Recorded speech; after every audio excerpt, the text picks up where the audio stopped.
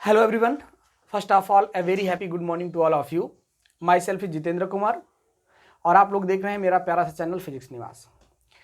तो हम लोगों ने, जैसे आप जानते हैं कि हम लोगों ने कल ही अभी 12th क्लास स्टार्ट किया है और उसमें हमने पहला चैप्टर इलेक्ट्रोस्टैटिक्स यानी इलेक्ट्रिक चार्ज एंड फील्ड को स्टार्ट किया है। तो प्रीवियस लेक्चर में हम लोगों ने पढ़ लिया what is mean by charge, कितने टाइप का होता है, इसकी यूनिट्स क्या क्या होता है एंड ऑल दैट। तो लास्ट लेक्चर में हमने पढ़ा था चार्ज के बारे में, तो हम लोग ब्रीफ रिवीजन कर लेते हैं जरा 5 मिनट का। तो क्या होता है जरा देखिए, what is mean by charge. तो charge is nothing but intrinsic property, right. Charge is intrinsic property and we can also define it as like charge is the property associated with matter which generated electric as well as magnetic effect, right? So it is represented by capital Q or small q. Clear? तो charge क्या होता है? Charge is an intrinsic property and it is associated by matter and it produce the electric as well as magnetic effect. अगर हम बोले symbolically इसको represent कैसे करते हैं, तो चार्ज को हम लोग कैपिटल क्यू और स्मॉल क्यू से रिप्रेजेंट करते हैं। इसका एसआई यूनिट क्या होता है? It's SI unit is coulomb and it's सीजियस unit, you know सीजियस क्या होता है? स्टेट कूलम होता है। और इसका रिलेशन भी मैंने आपको बताया था कि एक स्टेट कूलम जो किसके बराबर हो जाता है, बोलिए, एक स्टेट कूलम 1/3 इंटू 10⁹ कूलम के बराबर हुआ था। और आपने इससे कुछ और यूनिट्स भी पढ़े थे, जैसे मैंने आपको बताया था कुछ नॉर्मल यूनिट्स और क्या हो सकते हैं, जैसे कि 1 माइक्रो कूलम है, इसका एक और यूनिट क्या हो जाएगा? Micro coulomb. अगर इसका रिलेशन देखें तो क्या हो जाएगा? 10⁻⁻6 कूलम।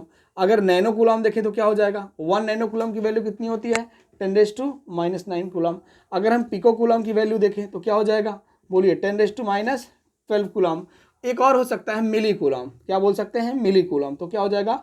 10⁻³ कूलम। तो ये क्या हो गए थे? कुछ और यूनिट्स भी हो गए थे, किसके लिए? चार्ज के लिए, राइट। और हमने ये भी स्टडी किया था कि चार्ज कितने टाइप के होते हैं। तो मैंने आपको इसके बारे में, इसको समझने के लिए एक्सपेरिमेंट बताया था कि भाई बहुत सारे रॉड्स के सैंपल को, बहुत सारे मटेरियल के सैंपल को लेकर के आपस में उनको क्या किया गया? फ्रिक्शन कराया गया, उनको रगड़ा गया, राइट। और उन सारे सैंपल्स को एक दूसरे के पास लाया गया, ऐसे रखा गया। तो कभी इनके बीच क्या हो रहा है? रिपल्सन। कभी इनके बीच क्या हो रहा है? अट्रैक्शन। कभी इनके बीच क्या हो रहा है? रिपल्सन। और कभी इनके बीच क्या हो रहा है? अट्रैक्शन। कहने का मतलब क्या है? इनके बीच रिपल्सन, अट्रैक्शन, रिपल्सन और अट्रैक्शन, यही दो चीजें हो रही थी। दैट्स वाई चार्ज को कितने टाइप का बोला गया कि भाई चार्ज जो प्रॉपर्टी जनरेट हो रही है यहाँ किसी भी बॉडी पे, वो दो टाइप की ही हो रही है, राइट। क्योंकि इनमें जो नेचर इनका है वो क्या है? वो रिपल्सन और अट्रैक्शन का ही है। अगर हम चार्ज के बारे में और समझना चाहते हैं तो आप देख सकते हैं कि चार्ज प्रॉपर्टी कैसे है। भाई चार्ज को हमने प्रॉपर्टी का नाम दे दिया था, राइट। भाई चार्ज प्रॉपर्टी इसीलिए है, जैसे मास होता है। मास का क्या मतलब होता है? मास भी एक तरह का हम बोल सकते हैं क्या? प्रॉपर्टी ही है चार्ज की तरह। अगर हम बात करें तो मास भी क्या है? चार्ज की तरह से एक प्रॉपर्टी ही होता है। अब बात समझिए, मास क्या करता है? भाई ये क्या होता है? ये भी अट्रैक्शन फोर्स जनरेट कर देता है, राइट। अगर दो मास पार्टिकल है तो उसमें क्या हो जाएगा? अट्रैक्शन होता है। आपने पढ़ा है ग्रेविटेशन फोर्स बोलते हैं। चार्ज क्या होता है? अगर किसी भी ऑब्जेक्ट पे चार्ज जनरेट हो गया तो उसमें क्या हो सकता है? अट्रैक्शन और रिपल्सन दोनों हो सकता है।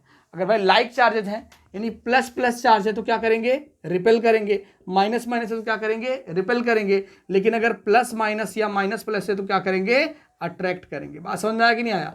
तो ये इसका मतलब क्या होता है? चार्ज एक प्रॉपर्टी ही होता है और उसमें क्या होता है? अट्रैक्शन और रिपल्सन दोनों चीजें जनरेट हो जाती हैं। क्लियर रहेगा? तो आज हम लोग स्टडी करने वाले थे प्रॉपर्टी ऑफ चार्ज के बारे में। किसके बारे में? प्रॉपर्टी ऑफ चार्ज के बारे में। तो जरा समझते हैं क्या क्या प्रॉपर्टीज होती हैं चार्ज की। उसके बाद और हम स्टडी करेंगे मास और चार्ज में डिफरेंस देखेंगे, या पहले यही स्टडी कर लें? बताइए, अब जैसे भी देखते हैं।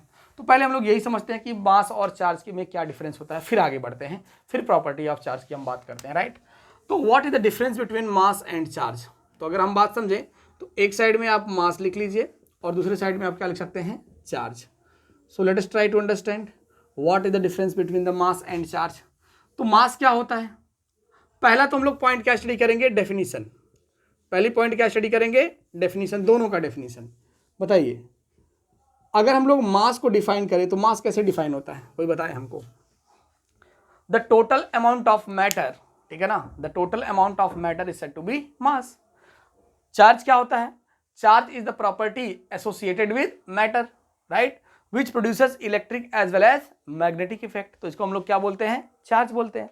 तो पहला तो क्या हो गया, इनका डेफिनेशन हो गया। मास अगर आपको डिफाइन करना हो तो क्या हो जाएगा, the total amount of matter, right, clear रहेगा। तो यहाँ पे अगर हम लोग देखते हैं डिफिनेशन लिखना चाहें तो क्या हो जाएगा, the total amount of matter, the total amount of matter is called mass. The total amount of matter is called mass. अगर हम इसकी बात करें तो चार्ज का क्या होता है, बोलिए, charge is the property associated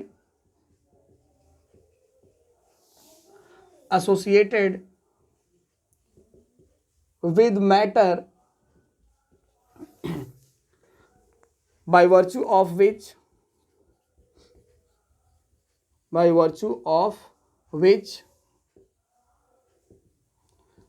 it produces electric as well as magnetic effect. तो अगर हम देखें तो हम लोग क्या बोल सकते हैं कि चार्ज क्या होता है, एक प्रॉपर्टी होता है जो किसी मैटर से एसोसिएट करता है और जो क्या करता है, इलेक्ट्रिक और मैग्नेटिक दोनों इफेक्ट्स को प्रोड्यूस करता है। बात समझे कि नहीं। अगर मास को हम देखें, ओके, तो मास जो है, दूसरा पॉइंट अगर डेफिनेशन देखेंगे तो मास जो है वेलोसिटी पे डिपेंड करता है एंड चार्ज वेलोसिटी पे डिपेंड नहीं करता है। तो यहां पे क्या लिखेंगे दूसरे पॉइंट पे, charge does not depends on velocity. कहने का मतलब क्या है, अगर कोई ऑब्जेक्ट रेस्ट में है तो जितना चार्ज रेस्ट कंडीशन में होगा उतना ही क्या होगा, बोलिए, मूविंग कंडीशन में भी होगा। इसका मतलब चार्ज वेलोसिटी पे डिपेंड नहीं करता है। बट अगर बात मास की करें तो मास डिपेंड करता है, राइट। तो क्या लिख सकते हैं, मास डिपेंड्स ऑन वेलोसिटी। कैसे, moving mass m is equal to क्या होता है, रेस्ट मास, m नॉट को क्या बोलते हैं, रेस्ट मास, अपॉन क्या होता है, 1 minus V square upon C square, जहां पे v क्या है, velocity of object, and what is meaning the c क्या है, वेलोसिटी ऑफ लाइट, राइट। तो यहां पे देखिए, तो जो मास है वो क्या है आपका, ये फॉर्मूला है मूविंग मास का, ये आपका रेस्ट मास हो गया। अगर यहां पे समझो, अगर हम लोग अपनी बात करते हैं, भाई हम लोग की वेलोसिटी क्या हो सकती है, हम लोग बहुत रन कर सकते हैं तो 20 मीटर पर सेकंड, 50 मीटर पर सेकंड, 100 मीटर पर सेकंड से रन कर सकते हैं, या 10 किलोमीटर पर आर बोल दीजिए, या 20 किलोमीटर पर आर बोल दीजिए। कोई व्हीकल है आपकी गाड़ी, अगर आप बाइक से चल रहे हैं तो कितना चल सकते हैं, 70, 80, 90 किलोमीटर पर आर के हिसाब से चल सकते हैं। अगर आप ट्रेन में बैठे हैं तो कितना हो सकता है, 150, पौने 200 किलोमीटर पर आर हो सकता है। और अगर आप जेट में चल रहे हैं, हवाई जहाज में चल रहे हैं, तो आपकी स्पीड कितनी हो सकती है, 1500, 2000 किलोमीटर पर आर का हो सकता है। भाई यहां जो हम लोग डालेंगे ये वैल्यू, तो ये कितना है, जो वेलोसिटी ऑफ लाइट है वो 3 लाख किलोमीटर पर आर है। कितना, 3 लाख किलोमीटर पर आर की स्पीड है भाई। और ये बताइए हमको, मुझे एक बात बताइए, 3 लाख किलोमीटर पर आर की स्पीड उसकी, ये क्या आ गया यार, ओके, चलिए कुछ भी होगा, तो 3 लाख किलोमीटर पर आवर की स्पीड हो जाएगी। अगर यहां हम लोग डालते हैं तो आपको पता है कि यार 2500, 700 बहुत छोटे नंबर है, किसके हिसाब में, 3 लाख किलोमीटर के हिसाब में। तो ये एक बहुत ही छोटा सा फ्रैक्शन आएगा, राइट, बहुत छोटा सा फ्रैक्शन आएगा। इसीलिए जब हम लोग रन करते हैं तो हमारा मास जो होता है वो अप्रॉक्सीमेट रेस्ट मास के इक्वल ही होता है, बट स्लाइटली इंक्रीज कर जाएगा, स्लाइटली तो वो बढ़ ही जाएगा, उतना ही तो नहीं रहेगा, राइट। नेक्स्ट पॉइंट अगर हम लोग स्टडी करें यहाँ पे, तो और क्या डिफरेंसेस होते हैं मास और चार्ज में, तो अगला हम लोग पॉइंट नंबर 3 पढ़ेंगे। यहाँ पहले पे लिख देते हैं पॉइंट नंबर 3, जरा समझते हैं। अगर कोई चार्ज रेस्ट में है, अगर कोई चार्ज कैसा है, रेस्ट में है, तो क्या प्रोड्यूस करता है, बोलिए, क्या जनरेट करता है, उसके चारों तरफ इलेक्ट्रिक फील्ड जनरेट करता है। तो पहले मास के बारे में समझिए। अगर कोई मास जो है रेस्ट कंडीशन में है तो इसके चारों तरफ क्या जनरेट करता है, बोलिए, ग्रेविटेशनल फील्ड। क्या जनरेट करेगा, ग्रेविटेशनल फील्ड। Gravitational field. इसका मीनिंग क्या हो गया? इसका मतलब ये हो गया, अगर ये कोई मास पार्टिकल है तो इसके तरफ कोई अगर मास आता है इस रीजन में तो ये क्या करेगा? उसको अट्रैक्ट करेगा।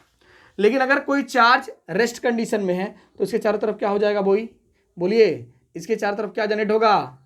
Electric field. क्या जनरेट होगा? Electric field. ये इलेक्ट्रिक फील्ड क्या होता है? फील्ड का मतलब क्या होता है? रीजन। तो क्या बोल सकते हैं?